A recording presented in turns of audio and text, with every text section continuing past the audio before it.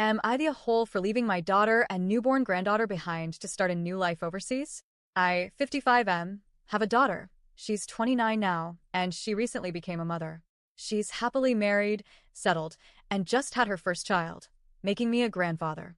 And yet here I am, finalizing plans to retire and move overseas with my new wife, away from everything I've known, including her.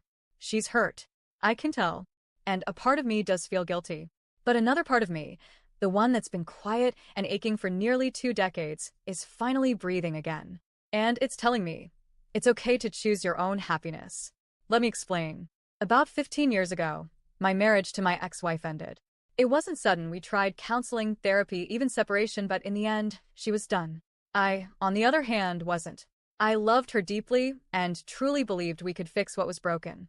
When she remarried less than a year later to a wealthy, handsome man, it felt like someone had hit pause on my life, while hers was playing on fast forward. That part still stings. I won't lie. My daughter was a teenager back then. She was naturally drawn to her new stepfather. He was generous, affectionate, and gave her the kind of material experiences I couldn't compete with: lavish vacations, cruises, fancy gifts. I never resented him for it. I was grateful, honestly, that she felt loved and secure. But watching her form such a strong bond with him while I struggled to keep myself together, it broke me. I stayed single for years. Not because I wanted to be alone, but because I couldn't imagine opening myself up again. I poured everything into being a dad. I never missed a dance recital, a birthday, or a graduation.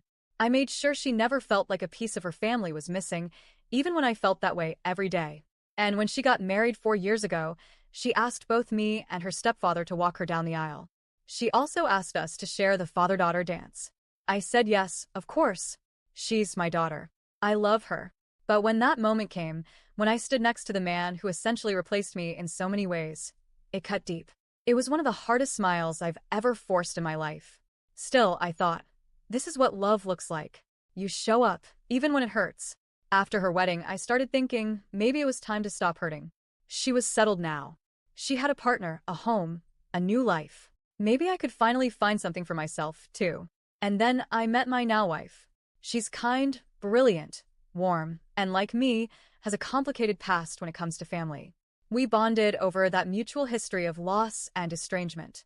For both of us, the idea of starting fresh somewhere new wasn't just appealing, it felt necessary. Last year, we eloped in Portugal.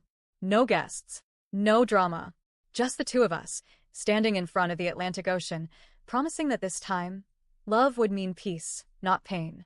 When I told my daughter afterward, she was a little hurt she hadn't been there, but she seemed to understand.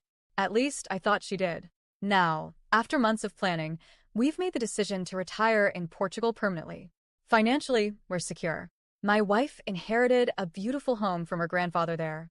We've already visited several times and fallen in love with the country, the pace of life, the food, the people, the space to just breathe. We sold both our homes back here to prepare. When my daughter found out I sold mine, her childhood home, she was visibly shaken. I get it. That house meant a lot to her. It meant a lot to me, too. It was the one place I felt like I had built a life worth remembering after the divorce. But it also carried ghosts I no longer wanted to live with. Then last month, she and her husband came over with their baby, my granddaughter. It was a beautiful visit. Her tiny fingers wrapped around mine, and for a moment, I questioned everything. How could I leave this little person I barely knew yet already loved? But during that same visit, I told my daughter about our Portugal plans. That we'd be moving next year, permanently. Her face changed immediately. She was shocked, hurt, angry. She asked how I could move so far now that she'd had a baby. What about being a grandfather? Didn't I want to be a part of her life? Of course I do. But I also want a life of my own. I tried to explain gently. I told her she's always welcome to visit us. Portugal isn't the moon, it's a flight away. I reminded her she already has another father figure here, her stepdad, who adores her and lives nearby. I wasn't trying to dismiss her feelings, just explain that this wasn't a decision made against her. It was a decision for us. Since then, she's been distant. Calls have slowed. Texts are shorter. There's a coldness in her voice that wasn't there before. I understand why she feels abandoned. I do. But here's the thing, I spent years putting my life on pause. I sacrificed a lot so she could grow up loved and stable. I swallowed hurt after hurt to make her life easier. And now, for the first time in decades, I have a chance to live in peace on my terms with someone who makes me feel whole again. I'm not running from her. I'm running towards something I never thought I'd find: healing. So, am I the whole? Am I the whole for choosing myself after all these years, even if it means leaving behind the life and the people I once put first?